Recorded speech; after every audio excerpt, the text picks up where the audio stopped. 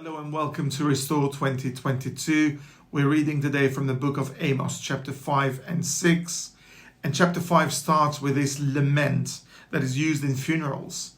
It begins and ends with wailing and crying over the dead.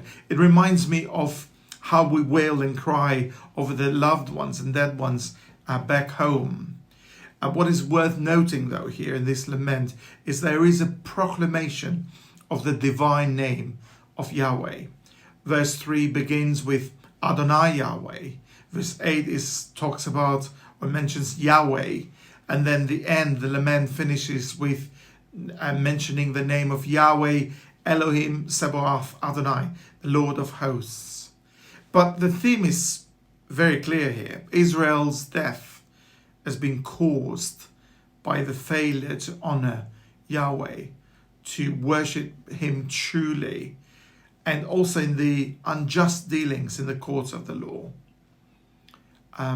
This sentence has been handed down by the divine judge because of all the sins that are mentioned in verses 4, 12 and 15.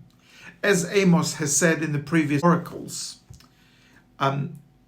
God would pass through Israel, and when this message has been shared in the past, maybe it's been met with skepticism and disinterest on the part of those actually who are even bothered to listen to this southerner prophet with his herding and fruits trading skills.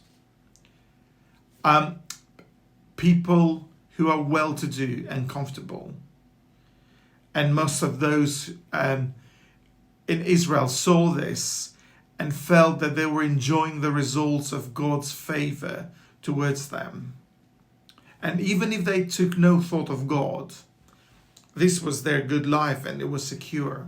But in verse 18 of chapter 5 till 6:14, the prophet points out that Israel's confidence in every area of her life, including the religious or the spiritual life, is out of order. They've become complacent. It's not what God intended for them. And significantly, this section focuses then the oracle concerning the day of the Lord. Because finally, it is the day of the Lord that will bring Israel's death.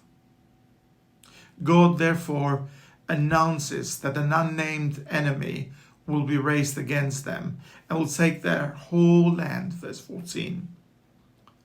And the one who declares this is no other than Yahweh Elohim Sabaoth, the Lord of the military hosts, the Lord over all nations, the Lord of heaven and earth. And with its failure to honor that divine name and to obey that almighty sovereign, Israel's doom is sealed.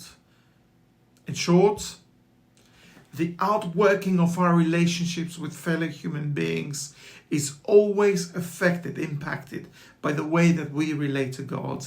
And the way that we relate to God is affected by the way that we interact with our fellow human beings. So love your neighbor and as yourself, and love the Lord your God with all your heart, mind, and soul are inseparable.